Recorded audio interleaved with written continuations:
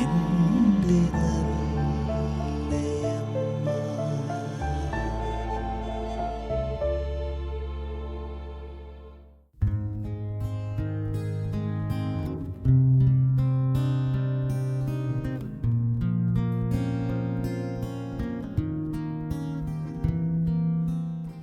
പരിശുദ്ധ അമ്മയോടുള്ള ഭക്തിയിൽ ജീവിക്കുന്ന ഒരു കുടുംബം. ഇവരുടെ സകല ആവശ്യങ്ങളിലും അമ്മ ഇടപെടുന്ന നിരവധി അനുഭവങ്ങൾ. പരിശുദ്ധ അമ്മ കടന്നുവന്ന് സഹായിച്ച അനവധി അനുഭവങ്ങൾ ഓർത്തെടുക്കുകയാണ് ചങ്ങനാശ്ശേരി സ്വദേശിനിയും തൃക്കൊടിത്താനം സെന്റ് സേവിയേഴ്സ് ഇടവകാംഗവുമായ കടംതോട് ടെഡു ജോർജും കുടുംബവും. എൻ്റെ പേര് ടെഡു, ഇതെൻ്റെ ഹസ്ബൻഡ് ജോർജ്, മോള് ഗോഡ്ഫ്രിഡ, മോൻ ഗോഡ്വിൻ, പപ്പ മമ്മി, ഇതെൻ്റെ മമ്മി. ഞങ്ങളുടെ ജീവിതത്തിൽ മാതാവിൻ്റെ സഹായവും അനുഗ്രഹവും മാതാവിൻ്റെ ഇടപെടലും വളരെ അനുഭവിച്ചറിയാൻ ഞങ്ങൾക്ക് ഇട വന്നിട്ടുണ്ട്. മാതാവ് ഞങ്ങളുടെ വ്യക്തിപരമായ ജീവിതത്തിലും കുടുംബ ജീവിതത്തിലും മാതാപിതാക്കളുടെ ജീവിതത്തിലും ഏതവസ്ഥയിലും സഹനങ്ങളിലും ദുഃഖങ്ങളിലും എല്ലാ സന്ദർഭങ്ങളിലും മാതാവ് ഞങ്ങളെ പരിപാലിച്ച് അമ്മയുടെ നീല കാപ്പയ്ക്കകത്ത് പൊതിഞ്ഞ് വിമല ഹൃദയത്തിൽ എപ്പോഴും ഞങ്ങൾക്ക് അഭയം തന്ന് ഞങ്ങളെ പരിപാലിച്ച് ഞങ്ങളെ വളർത്തിക്കൊണ്ടിരിക്കുന്നു. ഇതെൻ്റെ മമ്മി. എൻ്റെ പപ്പ മരിച്ചുപോയി. എൻ്റെ മാതാപിതാക്കളിലൂടെയാണ് പരിശുദ്ധ അമ്മയുടെ മാധ്യസ്ഥം അപേക്ഷിക്കാനും മാതാവിനെ വിളിക്കാനും കൊന്ത ചൊല്ലാനും ഒക്കെയുള്ളൊരു ശീലം എനിക്ക് തുടങ്ങിയത്. എൻ്റെ കുഞ്ഞുനാൾ തൊട്ടേ എൻ്റെ മമ്മിയും പപ്പായും രാവിലെയും വൈകിട്ടും കുരിശു വരയ്ക്കുന്നൊരു ശീലമുണ്ട്. ആ കുരിശു വരെ പ്രാർത്ഥനകളിൽ ജപമാല ചൊല്ലി പ്രാർത്ഥിക്കുമായിരുന്നു. അത് ജപമാല ചൊല്ലുമ്പം ഓരോ നന്മ നിറഞ്ഞ മറിയത്തിൻ്റെ മുമ്പിലും ഓരോ മധ്യസ്ഥം യാചിക്കും. സ്വന്തം കാര്യങ്ങളും മറ്റുള്ള ഓരോ നിയോഗങ്ങളും ലോകം മുഴുവനു വേണ്ടി നിയോഗം പറഞ്ഞ് കൊന്ത ചൊല്ലി പ്രാർത്ഥിക്കുന്ന ഒരു ശീലം ഉണ്ടായിരുന്നു. അതുപോലെ തന്നെ പരിശുദ്ധ കുർബാനയ്ക്ക് പോകുന്നതിന് മുമ്പ് കൊന്ത ചൊല്ലി പോകുന്നൊരു ശീലം ഉണ്ട്. അങ്ങനെ എൻ്റെ മാതാപിതാക്കളാണ് പരിശുദ്ധ അമ്മയെ എങ്ങനെ നമ്മൾ മാധ്യസ്ഥം യാചിക്കണം, അമ്മയെ മുറുകെ പിടിച്ചാൽ അസാധ്യമായ കാര്യങ്ങൾ പോലും പരിശുദ്ധ അമ്മ ഈശോയിലൂടെ സാധിച്ചു തരും എന്ന് കാണിച്ചു തന്നതും അവരുടെ ജീവിത മാതൃകയാണ് പരിശുദ്ധ അമ്മയെ വിളിക്കാനും അമ്മയുടെ മാധ്യസ്ഥം യാചിക്കാനും എന്നെ സഹായിച്ചത്. അതുപോലെ തന്നെ മമ്മി കാല് വയ്യാത്ത ആളാണ്. അപ്പം മരിച്ചു പോയി കഴിയുമ്പം എനിക്ക് ഒറ്റയ്ക്ക് ഇങ്ങനെ ഓരോ സ്ഥലത്ത് പോകണം, ഈവൻ ഓരോ ടെക്സ്റ്റൈൽ ഷോപ്പിൽ പോകണം, അങ്ങനെ ഓരോ സ്ഥലങ്ങളിൽ പോകുമ്പം ഞാൻ ഒറ്റയ്ക്ക് പോകുന്ന സമയത്ത് അമ്മ എപ്പോഴും എന്നോട് പറയുമായിരുന്നു, ഈശോയോട് പരിശുദ്ധ അമ്മയോട് പ്രാർത്ഥിക്കണം, എനിക്ക് നിൻ്റെ കൂടെ ഒരിടത്തും നടന്നു വരാൻ പറ്റില്ല, പക്ഷേ പരിശുദ്ധ അമ്മ സ്വർഗീയ മധ്യസ്ഥയായ പരിശുദ്ധ അമ്മ എപ്പോഴും നിൻ്റെ കൂടെയുണ്ട്, അമ്മയുടെ സാന്നിധ്യം എപ്പോഴും നിന്നെ അനുഗ്രഹിക്കും. അതുകൊണ്ട് ഏത് കാര്യത്തിൽ ചുവട് വെച്ചാലും ആ ചുവട് വെക്കുന്നതിന് മുമ്പ് തന്നെ പരിശുദ്ധ അമ്മയുടെ മാധ്യസ്ഥം യാചിക്കണം, പരിശുദ്ധ അമ്മയോട് കൂടെ വരാൻ പറഞ്ഞ് തന്നെ പ്രാർത്ഥിക്കണമെന്ന്. അതെനിക്കൊരു വലിയ അനുഭവമായി തന്നെയാണ് എൻ്റെ ജീവിതത്തിലുടനീളം ഇന്നുവരെ ഈ നിമിഷം വരെ ആ ഒരു പ്രാർത്ഥന എപ്പോഴുമുണ്ട്. ആ പ്രാർത്ഥന എന്നെ പരിശുദ്ധ അമ്മ കൂടെ വന്ന് ഓരോ അനുഭവങ്ങളും എന്നെ സഹായിക്കാറുണ്ട്. ഞാനൊരു ടെക്സ്റ്റൈൽ ഷോപ്പിൽ പോയാൽ കയറുന്നതിന് മുമ്പ് മാതാവിനോട് പറയും, മാതാവേ എനിക്കറിയില്ല ഏതാണ് എനിക്ക് അനുയോജ്യമായതുള്ള ഡ്രസ്സ്, എനിക്ക് ഇണങ്ങുന്ന ഏതാണ്, അമ്മ എൻ്റെ കൂടെ വരണേ, എൻ്റെ മമ്മിക്ക് എൻ്റെ കൂടെ വരാൻ വയ്യ, എൻ്റെ മമ്മിക്ക് കാല് വയ്യ, അമ്മ എൻ്റെ കൂടെ തന്നെ വന്ന് എനിക്ക് ആദ്യം തന്നെ ഒത്തിരി സമയമൊന്നും എടുക്കാതെ ആദ്യം തന്നെ ഇതെടുത്തു തരണേന്ന്. ഞാൻ ഏത് സാഹചര്യത്തിൽ പോയാലും പരിശുദ്ധ അമ്മ എന്നെ സഹായിച്ച് എൻ്റെ കൂടെ നടന്ന് എനിക്ക് മുമ്പേ പോയി ആ കാര്യം കാനായിലെ കല്യാണത്തിന് വിരുന്ന് ഒരുക്കിയ പോലെ തന്നെ ഞാൻ ആഗ്രഹിച്ച ആഗ്രഹങ്ങൾക്ക് മുമ്പ് തന്നെ പരിശുദ്ധ അമ്മ എനിക്ക് സഹായിച്ച് എന്നെ അനുഗ്രഹിച്ച് ഈശോയോടൊപ്പം എന്നെ വളർത്തിക്കൊണ്ട് ഇന്ന് വരെ എന്നെ സഹായിച്ചുകൊണ്ടിരിക്കുന്നു.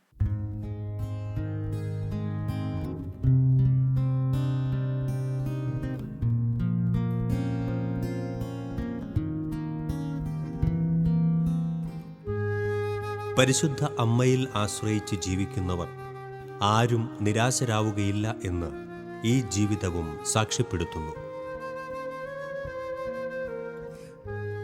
കുഞ്ഞുനാൾ മുതൽ ഇന്നോളം അമ്മ തന്ന അനുഭവങ്ങളാണ് ഇവർ പങ്കുവെക്കുന്നത്.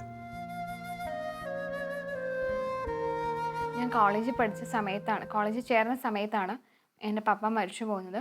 ഞാനും മമ്മിയും മാനസികമായിട്ട് ഒത്തിരി തകർന്ന സമയമായിരുന്നു. പരിശുദ്ധ അമ്മയിലൂടെയാണ് എനിക്ക് മുന്നോട്ട് ജീവിക്കാൻ, അല്ലെങ്കിൽ മുന്നോട്ട് ഒരു ജീവിതം പോസിറ്റീവായിട്ട് ചിന്തിക്കാനുള്ള കൃപ തന്നത്. പരിശുദ്ധ അമ്മയുടെ കൊന്ത നിത്യവും ചെല്ലുമായിരുന്നു. പരിശുദ്ധ അമ്മയുടെ 10 മണി കൊന്ത എൻ്റെ കയ്യിൽ എപ്പോഴും കാണുമായിരുന്നു.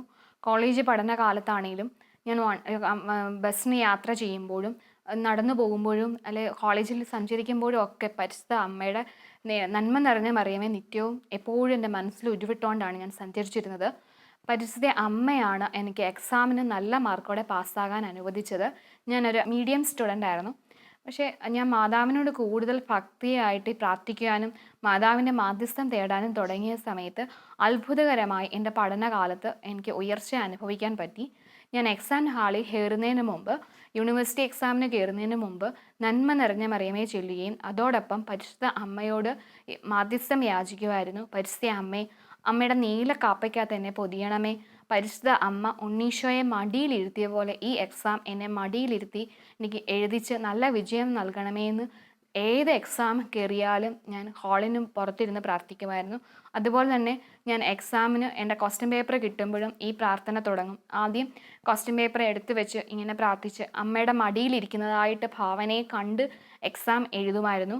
അതിന് ഫലമായിട്ട് എൻ്റെ ഡിഗ്രിക്ക് ബെസ്റ്റ് ഔട്ട് ഗോയിങ് സ്റ്റുഡൻ്റ് ആയിട്ട് കോളേജിൽ നിന്ന് എനിക്ക് ഇറങ്ങാൻ പറ്റി. അതോടൊപ്പം ഞാൻ MBAക്ക് പഠിക്കുമ്പോഴും ഈ ഒരു പ്രാർത്ഥനകളും ഈ ഒരു അനുഭവം തുടർന്നുകൊണ്ടിരുന്നു. MBAയും നല്ല മാർക്കോടുകൂടി യൂണിവേഴ്സിറ്റി എക്സാം പാസ്സായി എനിക്ക് ഇറങ്ങാൻ സാധിച്ചു. എൻ്റെ കുഞ്ഞുനാളിൽ മുതലേ പരിശുദ്ധ മാതാവിന്, പ്രത്യേകിച്ച് പാറപ്പള്ളി മാതാവിൻ്റെ നടയിൽ നിന്നും പ്രാർത്ഥിക്കുന്ന ഒരു ശീലം ഞങ്ങളുടെ വീട്ടിലും ഉണ്ടായിരുന്നു. അതിന് ഫലമായിട്ട് എല്ലാ സന്ദർഭങ്ങളും, പ്രത്യേകിച്ച് എനിക്ക് എന്തെങ്കിലും കൂടുതലായിട്ടുള്ള കാര്യങ്ങളിൽ വിഷമങ്ങളുണ്ടാവുക, അല്ലെ എന്തെങ്കിലും നിയോഗം പ്രത്യേകിച്ച് പ്രാർത്ഥിക്കണം, ആ സമയങ്ങളിലെല്ലാം പരിശുദ്ധ അമ്മയുടെ അടുക്ക്, പാറപ്പള്ളി മാതാവിൻ്റെ അടുക്ക് പോയി പ്രാർത്ഥിച്ച് അനുഗ്രഹം ലഭിക്കാറുണ്ടായിരുന്നു. ആ പ്രാർത്ഥനകളിലെല്ലാം, എൻ്റെ എല്ലാ പ്രാർത്ഥനകളുടെയും അവസാനം ഞാൻ എൻ്റെ എനിക്ക് ലഭിക്കാൻ, മാതാവ് എനിക്ക് നല്ലൊരു ജീവിത പങ്കാളിയെ ലഭിക്കണേ എന്ന് പ്രാർത്ഥിക്കുമായിരുന്നു. എന്നെ എല്ലാ വർഷവും ക്രിസ്ത്യൻ ധ്യാനത്തിന് കൊണ്ടാക്കുമായിരുന്നു എൻ്റെ പപ്പയും മമ്മിയും. ആ പ്രാർത്ഥനകളിലെല്ലാം ക്രിസ്ത്യൻ ധ്യാനത്തിന് ചെല്ലുമ്പോൾ ഞാൻ അവിടുത്തെ ബ്രദേഴ്സ് പറയാറുണ്ട്, നിങ്ങളുടെ ജീവിത പങ്കാളി, നിങ്ങൾക്ക് ഈ ദൈവം തരുന്ന ജീവിത പങ്കാളിക്ക് വേണ്ടി ഇപ്പോഴേ തന്നെ പ്രാർത്ഥിച്ചു തുടങ്ങണം. വലുതാവുമ്പോഴല്ല പ്രാർത്ഥിക്കേണ്ടത്, കുഞ്ഞുനാൾ തൊട്ട് ജീവിത പങ്കാളിക്ക് വേണ്ടി പ്രാർത്ഥിക്കണം. അവരെ വിശുദ്ധിയിൽ കാക്കണേ എന്ന്, നിങ്ങളുടെ കടമയാണ് വിശുദ്ധിയിൽ കാക്കണേ എന്ന് പ്രാർത്ഥിക്കുന്നു. അവരെ വിശുദ്ധിയിൽ സംരക്ഷിക്കണേ എന്ന് പ്രാർത്ഥിക്കുമായിരുന്നു. ഞാൻ ഈ ഒരു ധ്യാനം കൂടി, അല്ലെ ഈ ക്രിസ്ത്യൻ ധ്യാനം കൂടുന്ന ഈ സന്ദർഭം തൊട്ട് ഇങ്ങനെ പ്രാർത്ഥിക്കുമായിരുന്നു, പരിശുദ്ധ അമ്മേ, എനിക്ക് അമ്മ നൽകുന്ന ആളെ, ജീവിത പങ്കാളി നീലക്കാപ്പയ്ക്കകത്ത് പൊതിയണമേ, വിശുദ്ധിയിൽ കാക്കണമേ പ്രാർത്ഥിക്കുമായിരുന്നു. പ്രത്യേകിച്ച് ഞാൻ പാറേപ്പള്ളി പ്രാർത്ഥിക്കുന്ന എല്ലാ പ്രാർത്ഥനകളുടെ അവസാനം പ്രാർത്ഥിക്കും, പരിശുദ്ധ അമ്മയെ കൂടുതൽ വിളിക്കുകയും അമ്മയെ കൂടുതൽ ആശ്രയിക്കുകയും അമ്മയെ മുറുകെ പിടിക്കുകയും ചെയ്യുന്ന, ജപമാല ചൊല്ലുകയും അമ്മയുടെ ഒരു മരിയ ഭക്തനെ തന്നെ എനിക്ക് ജീവിത പങ്കാളിയെ നൽകണമേ എന്ന് പ്രാർത്ഥിക്കുമായിരുന്നു. പല വിവാഹ ആലോചനകൾ വന്നെങ്കിലും ഈശോ മാതാവിലൂടെ എനിക്ക് നൽകിയൊരു അനുഗ്രഹമാണ് ഈ ഒരു വിവാഹമെന്ന് ഞാൻ ഉറച്ചു വിശ്വസിക്കുന്നു. ശരിക്കും ഒരു മരിയ ഭക്തനെ തന്നെയാണ് എനിക്ക് ജീവിത പങ്കാളിയായിട്ട് പരിശുദ്ധ അമ്മ എനിക്ക് നൽകിയത്.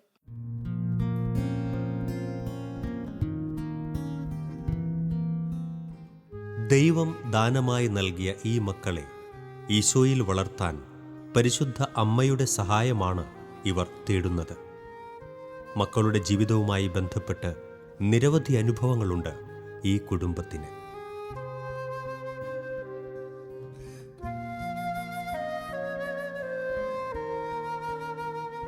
എൻ്റെ പ്രഗ്നൻസി സമയത്ത് മാതാവ് വളരെയേറെ എന്നെ സഹായിച്ചു. ഞാൻ 2 പേരെയും പ്രഗ്നൻ്റ് ആയിരുന്ന സമയത്ത് എന്നും അമ്മയോട് പ്രാർത്ഥിക്കുമായിരുന്നു, അമ്മേ എനിക്ക് നല്ല കുഞ്ഞുങ്ങളെ നൽകണമേ, വിശുദ്ധിയുള്ള മക്കളെ നൽകണേ എന്ന് പ്രാർത്ഥിക്കുമായിരുന്നു. അമ്മയുടെ മാധ്യസ്ഥം യാചിച്ചാണ് ഞാൻ നിത്യവും ഈ പ്രഗ്നൻ്റ് ആയിരുന്ന സമയത്ത് ജോലിക്ക് പോയിരുന്നത്. ജോലിയിൽ എനിക്ക് ഇരിക്കാനോ ഒക്കെ ബുദ്ധിമുട്ട് വരുമ്പോഴും ഞാൻ അമ്മയോട് എടുക്കുക പ്രാർത്ഥിക്കുമായിരുന്നു, പരിശുദ്ധ അമ്മേ എനിക്ക് ജോലി ചെയ്യാനുള്ള കൃപ തരണമേ, കുഞ്ഞിനെ യാതൊരു ആപത്തും ഇല്ലാതെ എനിക്ക് സംരക്ഷണം നൽകണമേ എന്ന് പ്രാർത്ഥിക്കുമായിരുന്നു. എൻ്റെ ആദ്യത്തെ ഡെലിവറി സമയത്ത് എനിക്ക് വെയിറ്റ് കൂടുകയും എനിക്ക് അനസ്തേഷ്യ തരാൻ ബുദ്ധിമുട്ടാവുകയൊക്കെ ചെയ്ത സമയമുണ്ട്. ആ സമയത്ത് പരിശുദ്ധ അമ്മ ഒത്തിരി ഇടപെട്ട് എനിക്ക് മൂത്ത മോളെ ഡെലിവറി ചെയ്യാൻ സാധിച്ചു. അതോടൊപ്പം സെക്കൻഡ് പ്രഗ്നൻസിയിൽ എനിക്ക് 4 പ്രാവശ്യം ഞാൻ വീണു. ഈ പൂർണ്ണ ഗർഭിണിയായിരിക്കുമ്പോഴാണ് വീഴുന്നത്. അവസാനം 4ാമത്തെ പ്രാവശ്യം വീഴുന്നത് ഞാൻ 7 മാസം ഗർഭിണിയാണ്. പക്ഷേ യാതൊരു ആപത്തും എനിക്ക് സംഭവിച്ചില്ല. ആ സമയത്ത് ഞാൻ സ്കാൻ ചെയ്തപ്പോൾ ലോ ലയിങ് പ്ലാസൻ്റ എന്നായി. അത് ഒത്തിരി റെസ്റ്റ് എടുക്കേണ്ടതും ശ്രദ്ധിക്കേണ്ടതും ആയ ഒരു സംഭവമായിരുന്നു. ആ ഒരു സമയത്ത് ഞാൻ പരിശുദ്ധ അമ്മയോട് ഇച്ചിരി മുറുകെ പിടിച്ചു, അമ്മേ എനിക്ക് ഈ കുഞ്ഞിനെ നൽകണമേ, യാതൊരു ആപത്തും കൂടാതെ കുഞ്ഞിനെ ഡെലിവറി ചെയ്യാനുള്ള കൃപ തന്നെ എന്നെ അനുഗ്രഹിക്കണേ എന്ന് നിത്യവും പ്രാർത്ഥിച്ചിരുന്നു. ആ സമയത്ത് ഞാൻ തീരുമാനിച്ചു 203 മണി ജപം നിത്യവും ചൊല്ലി പ്രാർത്ഥിക്കാം. എനിക്ക് ഈ ലോ ലൈൻ പ്ലാസൻ്റ എന്നുള്ളത് ഒരു റെസ്റ്റും എടുക്കാതെ തന്നെ നോട്ട് ലോ ലൈൻ പ്ലാസൻ്റ എന്ന നെക്സ്റ്റ് സ്കാനിങ്ങിൽ എനിക്ക് ആക്കി തരണമേ എന്ന് ഞാൻ 203 മണി ജപം നിത്യവും ചൊല്ലി പ്രാർത്ഥിച്ചിരുന്നു. അതിൻ്റെ ഫലമായിട്ടാണ് ഞാൻ തന്നെ വിശ്വസിക്കുന്നു. നെക്സ്റ്റ് 9ാം മാസത്തിലെ സ്കാനിങ്ങിൽ റിസൾട്ട് വന്നപ്പോൾ അതിൽ നോട്ട് ലോ ലൈൻ പ്ലാസൻ്റ എന്ന് ആകുകയും കുഞ്ഞ് കുഴപ്പമൊന്നും ഇല്ല എന്ന് നമുക്ക് അറിയാൻ പറ്റി. അതോടൊപ്പം തന്നെ ഞാൻ സ്വാഭാവികമായിട്ട് പ്രഗ്നൻസിയിലുള്ള വെയിറ്റ് ഗെയിൻ ചെയ്യാൻ തുടങ്ങി. 100 കിലോയിൽ കൂടുതലായി എൻ്റെ വെയിറ്റ്. എൻ്റെ വയറാണെങ്കിലും നമ്മൾ ഫ്ലൂയിഡ് കൂടി ഒത്തിരി ഭയങ്കര വലിയ വയറായിരുന്നു. എനിക്ക് ബുദ്ധിമുട്ടായിരുന്നു വളരെ, ഇരിക്കാനും പറ്റില്ല. എന്നാലും ഞാൻ ജോലിക്ക് പോകാൻ മാതാവ് എന്നെ സഹായിച്ചു. വളരെ അസ്വസ്ഥതയായിരുന്നെങ്കിലും ആ സമയത്തൊക്കെ പരിശുദ്ധ അമ്മയുടെ കൊന്ത മുടക്കാതെ തന്നെ 203 മണി ജപം എല്ലാ സമയങ്ങളിലും ചൊല്ലി, പല സന്ദർഭങ്ങളായിട്ട് ചൊല്ലി പരിശുദ്ധ അമ്മയോട് യാചിച്ചു, അമ്മേ എന്നെ സഹായിക്കണമേ, എനിക്ക് പൂർണ്ണ ആരോഗ്യമുള്ള കുഞ്ഞിനെ നൽകി അനുഗ്രഹിക്കണമേ എന്ന് പ്രാർത്ഥിച്ചു. അതിന് ഫലമായിട്ട് ഞാൻ തിയേറ്ററിൽ കയറിയപ്പം എനിക്ക് ഉള്ളിൽ ഭയമുണ്ടായിരുന്നു. ഞാൻ 100 കിലോയിൽ കൂടുതലാണ്, എനിക്ക് അനസ്തേഷ്യ തരാൻ ബുദ്ധിമുട്ടാണ്, എനിക്ക് എന്തെങ്കിലും സംഭവിക്കുമോ എന്നൊക്കെ ഉള്ള ഒരു ഉൾഭയമുണ്ടായിരുന്നു. എന്നാൽ ഞാൻ പരിശുദ്ധ അമ്മയുടെ മാധ്യസ്ഥം തേടുകയും അമ്മയുടെ നീല കാപ്പയ്ക്കകത്ത് എന്നെ പൊതിയുന്നതായിട്ട് ഭാവനയെ കാണുകയും അമ്മ ഇങ്ങനെ കെട്ടിപ്പിടിച്ചാണ് നടന്നുകൊണ്ടിരുന്നത്. ഞാൻ തിയേറ്ററിൽ കയറുമ്പോൾ കൊന്ത ചൊല്ലി പ്രാർത്ഥിച്ചിട്ടാണ് കയറിയത്. ഞാൻ അതിൻ്റെ ഫലമായിട്ട് തന്നെയാണ് ഞാൻ തിയേറ്ററിൽ കയറുകയും വളരെ അത്ഭുതകരമായിട്ട് ആദ്യത്തേലും പെട്ടെന്ന് എനിക്ക് അനസ്തേഷ്യ ലഭിക്കുകയും കുഞ്ഞിനെ പെട്ടെന്ന് ലഭിക്കുകയും ചെയ്തു. ഓപ്പറേഷൻ കഴിഞ്ഞുള്ള സന്ദർഭങ്ങളിലും എനിക്ക് ഒത്തിരി വേദനകളും അങ്ങനത്തെയുള്ള അനുഭവങ്ങളും ഉണ്ടായെങ്കിലും മാതാവ് വളരെ പെട്ടെന്ന് ഇമ്മീഡിയറ്റ് ആയിട്ട് തന്നെ എനിക്ക് അതിൽ റിക്കവർ ചെയ്യാൻ പറ്റി. ഞാൻ ആ സമയങ്ങളിൽ എനിക്ക് മോനെ ഡെലിവറി ചെയ്യുന്നത് ഡിസംബർ 13-നാണ്. ഞാൻ റെസ്റ്റ് എടുക്കുന്ന സമയത്ത് ഡിസംബർ 26-ന് ഞങ്ങളുടെ 4th വെഡ്ഡിങ് ആനിവേഴ്സറി സമയത്ത് ഞാനൊരു തീരുമാനം മാതാവിനോട് പറഞ്ഞു, എൻ്റെ അമ്മേ, ഞാനൊരു പ്രത്യേക നിയോഗം അമ്മയ്ക്ക് മുമ്പിൽ സമർപ്പിക്കുന്നു. എനിക്ക് ഈ നിയോഗം അമ്മ സാധിച്ചു തന്നേ പറ്റുകയുള്ളൂ. അതിന് ഒരു 10,000 നന്മ നിറഞ്ഞ മറിയമേ ചൊല്ലാൻ തീരുമാനിച്ചു. ഞാനത് ചൊല്ലിത്തുടങ്ങി. ആ സന്ദർഭങ്ങളിൽ ഞാൻ വിചാരിച്ച കാര്യം ഞാൻ വിചാരിച്ചതിലും വളരെ ഭംഗിയായിട്ട് പരിശുദ്ധ അമ്മ അത് 10,000 നന്മ നിറഞ്ഞ മറിയമേ കംപ്ലീറ്റ് ആകുന്നതിന് മുമ്പ് തന്നെ അതെനിക്ക് സാധിച്ചു തന്നു. അതോടൊപ്പം തന്നെ ഈ നന്മ നിറഞ്ഞ മറിയമേ കണ്ടിന്യൂസ് ആയിട്ട് ചൊല്ലിക്കൊണ്ടിരുന്ന സമയത്ത് എൻ്റെ മനസ്സിൽ ഒരു തോന്നൽ തോന്നി, എൻ്റെ ഈ അമ്മയിലൂടെ ഈശോ തന്ന ഈ 2 കുഞ്ഞുങ്ങളുടെ വളർച്ചയ്ക്ക് ഞാൻ ജോലി റിസൈൻ ചെയ്യാനും ഈശോയ്ക്ക് വേണ്ടി ഈ കുഞ്ഞുങ്ങളെ വളർത്താൻ ആണ് ഈശോ എന്നിൽ ഏൽപ്പിച്ചിരിക്കുന്ന ഏറ്റവും നല്ല ദൗത്യം അതാണ് എന്ന് ജോലിക്ക് സെക്കൻഡ് സ്ഥാനം കൊടുക്കാനും എൻ്റെ കുഞ്ഞുങ്ങളെ വളർത്തി വിശുദ്ധരായ കുഞ്ഞുങ്ങളെ ഈശോയ്ക്ക് വേണ്ടി നൽകാൻ അതാണ് ഫസ്റ്റ് എൻ്റെ പ്രയോറിറ്റി എന്ന് ഞാൻ തീരുമാനിക്കാൻ മാതാവ് ആണെന്ന് ഞാൻ വിശ്വസിക്കുന്നു. ഞാൻ ജോലി ചെയ്തുകൊണ്ടിരുന്ന സമയത്ത് ഒത്തിരി കൺഫ്യൂസ്ഡ് ആയിരുന്നു. ഞാൻ ജോലി റിസൈൻ ചെയ്യണോ എന്നുള്ള കൺഫ്യൂസ്ഡ് ആയ സമയത്ത് ഈ 10,000 നന്മ നിറഞ്ഞ മറിയമേ ചൊല്ലി ആ ഒരു സന്ദർഭത്തിൽ എനിക്കൊരു ഉൾക്കാഴ്ച നൽകി. മാതാവ് എന്നെ അനുഗ്രഹിച്ചു. നീ ജോലി റിസൈൻ ചെയ്യാൻ അങ്ങനെ ഉറച്ച് തീരുമാനമെടുത്തു. ഇന്ന് ഞാൻ എൻ്റെ കുഞ്ഞുങ്ങളോടൊപ്പം വളരെ സന്തോഷപൂർവ്വം പരിശുദ്ധ അമ്മയുടെ മാധ്യസ്ഥം തേടി യാചിച്ച് അവരോടൊപ്പം അവരെ വിശുദ്ധരായി വളർത്താൻ ശ്രമിച്ചുകൊണ്ടിരിക്കുന്നു. ഇതിനെല്ലാം എന്നെ സഹായിച്ചത് പരിശുദ്ധ അമ്മയാണ്. കുരിശുവരയുടെ ജപമാല ചൊല്ലുമ്പോൾ പ്രത്യേകിച്ച് ഞാൻ പ്രാർത്ഥിക്കാറുണ്ട്, പരിശുദ്ധ അമ്മയുടെ നീല കാപ്പയ്ക്കകത്ത് കുഞ്ഞുങ്ങളെ പൊതിയണമേ, അമ്മയുടെ വിശുദ്ധിയിൽ സംരക്ഷിക്കണമേ, അമ്മയുടെ വിമല ഹൃദയത്തിൽ എപ്പോഴും അവരെ പ്രതിഷ്ഠിക്കണേ എന്ന് പ്രാർത്ഥിക്കാറുണ്ട്. കൂടുതൽ ശ്രദ്ധിക്കാറുണ്ട് അവരെ മാതാവിൻ്റെ ഭക്തരാക്കാനും ജപമാലയും മാതാവിൻ്റെ കാര്യങ്ങളും എപ്പം കൂടെ നടന്നാലും മാതാവിനെക്കുറിച്ച് പറഞ്ഞു കൊടുക്കാനും. മാതാവിന് പ്രത്യേകിച്ച് മൂത്ത മോളാണ്. അവൾക്ക് നമ്മളുടെ ഈ ഒരു പെൺകുട്ടി എന്ന നിലയിൽ കുഞ്ഞുനാളെ തൊട്ടേ ഞാൻ ശീലിച്ച വിശുദ്ധിയിൽ ജീവിക്കാൻ ഏറ്റവും വലിയൊരു സഹായം പരിശുദ്ധ അമ്മയുടെ ഒരു സമീപനവും മാതാവിനോടുള്ള ഒരു അടുപ്പവുമാണ്. ആ ഒരു ജീവിതാനുഭവം എനിക്ക് ഉള്ളതുകൊണ്ട് തന്നെ ഞാൻ അവളോട് എപ്പോഴും പറയും, മോനെ മാതാവിനെ എപ്പോഴും വിളിക്കുക, അമ്മ നിന്നെ സുഖപ്പെടുത്തും, അമ്മ കൊന്ത ചെല്ല്, മാതാവ് സഹായിക്കും, എവിടെ പോയാലും മാതാവ് ഉറങ്ങാൻ സമയങ്ങളിലാണേലും മാതാവിനെ കൂട്ടുപിടിച്ച് ഉറങ്ങണം, മാതാവിൻ്റെ കഥകൾ പറയാറുണ്ട്. അങ്ങനെ മാതാവിൻ്റെ ഭക്തരാക്കി വളർത്തണം എന്ന് തന്നെയാണ് ആഗ്രഹം. അതിനായിട്ട് ഞങ്ങൾ ശ്രമിക്കാറുണ്ട്. അതിലൊരു ഉദാഹരണം, ഞങ്ങളുടെ കുഞ്ഞുങ്ങൾക്ക് മൂത്ത ആൾക്ക് മിക്കപ്പോഴും പനിയായിരുന്നു. പനി വന്നാൽ മാറാത്തൊരവസ്ഥ അടുത്ത നാളിലുണ്ടായി. വെച്ചാൽ നമ്മൾ ആദ്യം ഹോസ്പിറ്റലിൽ ട്രീറ്റ്മെൻറ്റ് എടുത്തു, അപ്പോൾ കുറയുമെന്നും വെച്ച് ആൻറ്റിബയോട്ടിക് കൊടുത്തില്ല. വീണ്ടും ഒരാഴ്ച പിന്നിട്ടും കുറയാതായപ്പോൾ ആൻറ്റിബയോട്ടിക് സ്റ്റാർട്ട് ചെയ്തു. ആൻറ്റിബയോട്ടിക് സ്റ്റാർട്ട് ചെയ്തിട്ടും അവളുടെ ആ ഒരു അസ്വസ്ഥത, പനിയുടെ അസ്വസ്ഥത വിട്ടുമാറാതെയും ഇളയ കുഞ്ഞിന് അത് ലഭിക്കുക, അങ്ങനെ മൊത്തത്തിൽ കുഞ്ഞുങ്ങളുടെ ഈ ഒരു അസ്വസ്ഥതയായി ഞങ്ങൾക്ക് കുടുംബത്തിൽ ഫീൽ ചെയ്യാൻ തുടങ്ങി. ആ ഒരു സന്ദർഭത്തിൽ ഞാനൊരു വീണ്ടും മാതാവിനോട് പ്രാർത്ഥിക്കുകയും, അപ്പം എനിക്ക് നേരത്തെ മാതാവിനോട് ഇങ്ങനെ 10,000 നന്മ നിറഞ്ഞ മറിയമേ ചൊല്ലി ഒരു നിയോഗം, വളരെ എനിക്ക് ആവശ്യമായ ഒരു നിയോഗം, ഞാൻ വിചാരിച്ചതിന് അപ്പുറം മാതാവ് എനിക്കത് ക്രമീകരിച്ച് തന്ന ഒരു അനുഭവം എൻ്റെ ജീവിതത്തിലുണ്ട്. അത് ഞാൻ ഓർക്കുകയും വീണ്ടും ഞങ്ങളുടെ മക്കൾക്ക് വേണ്ടി ഈ ഒരു മാതാവിന് നന്മ നിറഞ്ഞ മറിയമേ ചൊല്ലി പ്രാർത്ഥിക്കുമ്പം മാതാവ് എന്നെ സഹായിക്കും, ഈ കുഞ്ഞുങ്ങളുടെ അസുഖം മാറ്റുമെന്ന് ഉറച്ചു വിശ്വസിച്ചുകൊണ്ട് തന്നെ ഞാൻ എൻ്റെ സ്വന്തം പള്ളിയായ എൻ്റെ സ്വന്തം വീട്ടിലായിരുന്നു ആ സമയത്ത്, ഞാൻ എൻ്റെ സ്വന്തം ഭവനത്തിൽ ആയിരുന്ന ആ സമയത്ത് ഞാൻ എൻ്റെ സ്വന്തം പള്ളി മുണ്ടുവാലത്തെ മാതാവിൻ്റെ അടുക്ക് അവിടെ ഒരു ചെറിയ കപ്പേളയുണ്ട്. അവിടെ ആരാധനാ ചാപ്പലിനോടൊപ്പം പരിശുദ്ധ അമ്മയുടെ തിരുസ്വരൂപം അലങ്കരിച്ചു വെച്ചിട്ടുണ്ട്. അപ്പം ആ തിരുസ്വരൂപത്തിന് മുമ്പിൽ എൻ്റെ കുഞ്ഞിനെ, മൂത്ത ആളെ കൊണ്ടുവന്നു. അവൾക്ക് ഞങ്ങൾ തിരി കത്തിച്ചിട്ട് ഞാൻ അവളോട് പറഞ്ഞു, മോനെ അമ്മയോട് പ്രാർത്ഥിക്കുക, അമ്മ മോൻ്റെ പനി മാറ്റിത്തരും, അമ്മ കൈകൂപ്പി. അപ്പോൾ അവൾക്ക് നന്മ നിറഞ്ഞ മറിയമ്മയുടെ എല്ലാ പാട്ടുകളും അറിയാം, ഏതേലും ഒരു പാട്ട് മോൻ പാടി പ്രാർത്ഥിക്കാൻ പറഞ്ഞു. അങ്ങനെ നന്മ നിറഞ്ഞവളെ ആ പാട്ട് അവൾ പാടി, കൈകൂപ്പി തന്നെ ഉറക്കെയാണ് കുഞ്ഞു പാടിയത്. നല്ല ഒരു ഭക്തിയായിട്ടാണ് അന്ന് കുഞ്ഞ് മാതാവിൻ്റെ തിരുസ്വരൂപത്തിന് മുമ്പിൽ നിന്ന് പാടി. ആ ഒരു പാടി കഴിഞ്ഞപ്പോൾ എൻ്റെ കുഞ്ഞ് പറഞ്ഞു, അമ്മേ എൻ്റെ അസുഖം പോയി, എൻ്റെ പനി പോയി അമ്മേ, മാതാവ് എൻ്റെ ശരീരത്തെ തൊട്ടു, എൻ്റെ പനി പോയി എന്ന്.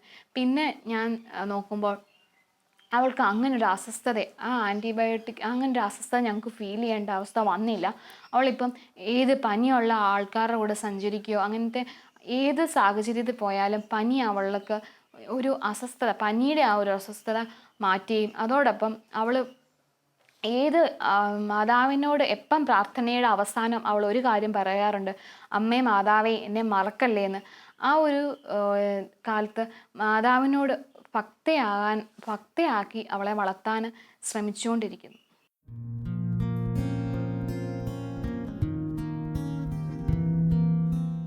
നിസ്സഹായ ഘട്ടങ്ങളിൽ സഹായമായ പരിശുദ്ധ അമ്മയെ ഇവർ പലപ്പോഴും അനുഭവിച്ചിട്ടുണ്ട്. അമ്മയിൽ ആശ്രയിച്ച ഈ കുടുംബത്തിൽ അമ്മ ചെയ്തിട്ടുള്ള നന്മകളാണ് ഇവരുടെ മനസ്സ് നിറയെ.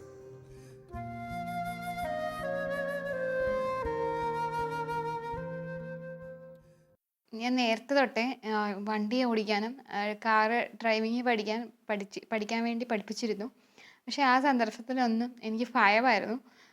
പപ്പ കൂടെ ഇരുത്തി പഠിപ്പിക്കുമ്പം കുറച്ച് കഴിയുമ്പോൾ ഞാൻ ഒന്നുകിൽ അയ്യോ എനിക്ക് പേടിയാപ്പാ, ഞാൻ പഠിക്കുകയില്ല, എനിക്ക് അറിയത്തില്ല, എനിക്ക് ടൗണിലൊന്നും ഓടിക്കാൻ എനിക്ക് പറ്റത്തില്ലെന്ന് പറഞ്ഞുകൊണ്ട് ഇറങ്ങുമായിരുന്നു. പക്ഷേ പപ്പ ഞാനൊരു +2 ഒക്കെ ആയപ്പം കഴിഞ്ഞ് ഡിഗ്രിക്കൊക്കെ കയറിയ സമയത്ത് പപ്പ മരിച്ചുപോയി. ആ സമയത്ത് എനിക്ക് ഇത് പഠിച്ചേ ഒക്കുള്ളൂ, വാഹനം ഓടിച്ചേ ഒക്കുള്ളൂ. ഞാൻ ഒരാളേ ഉള്ളൂ, മമ്മി കാല് വയ്യാത്ത ആയതുകൊണ്ട് മറ്റ് വാഹനങ്ങളെ ആശ്രയിക്കണം, വെയിറ്റ് ചെയ്യാനൊക്കെ പറ്റത്തില്ല.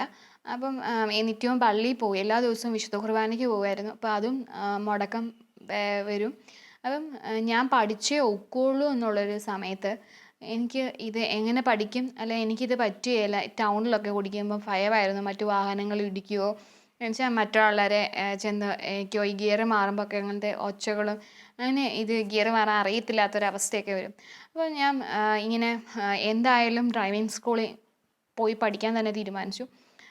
ഡ്രൈവിംഗ് സ്കൂളിൽ പഠിക്കാൻ ചെന്നെങ്കിലും എനിക്ക് ഞാനിതൊന്നും പറ്റില്ല, എനിക്കിത് ചെയ്യാൻ സാധിക്കത്തില്ല എന്ന് വെച്ചാൽ ഞാൻ നേരത്തെ പഠിക്കാൻ നോക്കിയിട്ടുണ്ട്. ആ സമയത്തൊക്കെ എനിക്ക് മറ്റുള്ള ഒരു ഭയമായിരുന്നു, വണ്ടി ഇടിക്കുമോ, എൻ്റെ കയ്യിൽ ഇത് ഒതുങ്ങുകയില്ല, അങ്ങനെയൊക്കെയുള്ള സമയത്ത് ഞാൻ പക്ഷേ ഡ്രൈവിംഗ് സ്കൂളിൽ പോയി പഠിച്ചു. ആ ഡ്രൈവിംഗ് സ്കൂളിൽ ലൈസൻസ് എടുക്കാറായപ്പം ആ പഠിപ്പിച്ച ആ വ്യക്തി എന്നോട് പറഞ്ഞു, ഇയാൾക്ക് പഠിക്കാൻ പറ്റും, ഇയാൾക്ക് ഇത് ഓടിക്കാൻ പറ്റും, ഇയാൾ ഈ വാഹനം ഓടിക്കും, ഈ ടൗണുകളിലൂടെയൊക്കെ സഞ്ചരിക്കുമെന്ന് പറഞ്ഞു.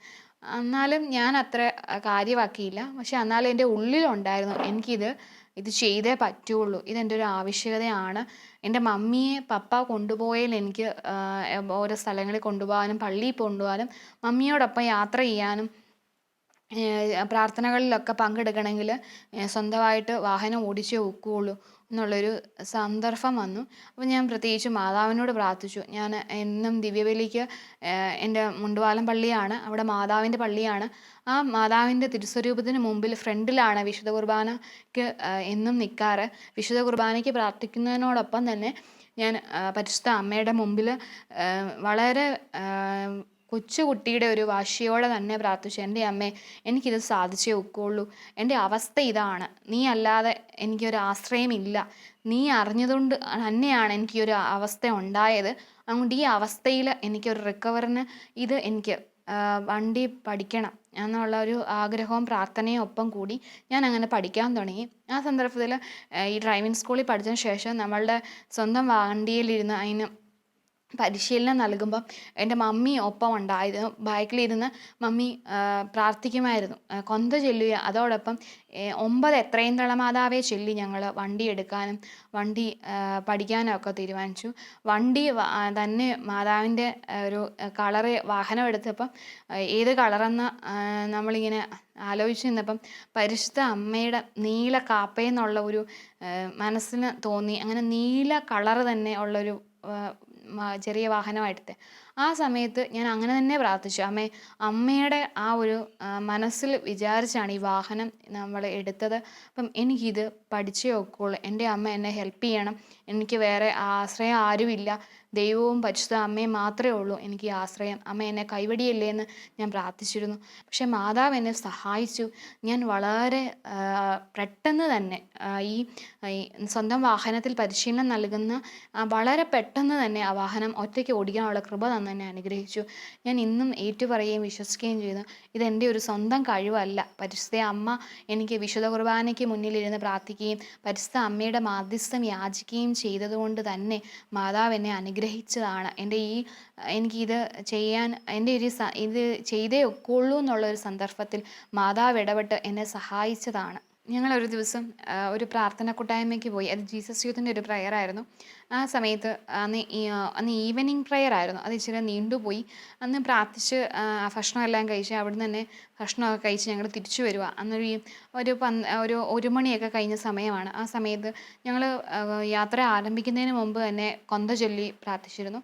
ഞങ്ങൾ എപ്പോൾ യാത്ര ചെയ്താലും അത്യുന്നത 91 സങ്കീർത്തനം ചൊല്ലുകയും ജപമാല ചൊല്ലി പ്രാർത്ഥിക്കുകയും ചെയ്യും. ഈ ഒരു അവസരത്തിൽ തന്നെ ഞങ്ങൾ കൊന്ത ചൊല്ലി യാത്ര ആരംഭിച്ചു.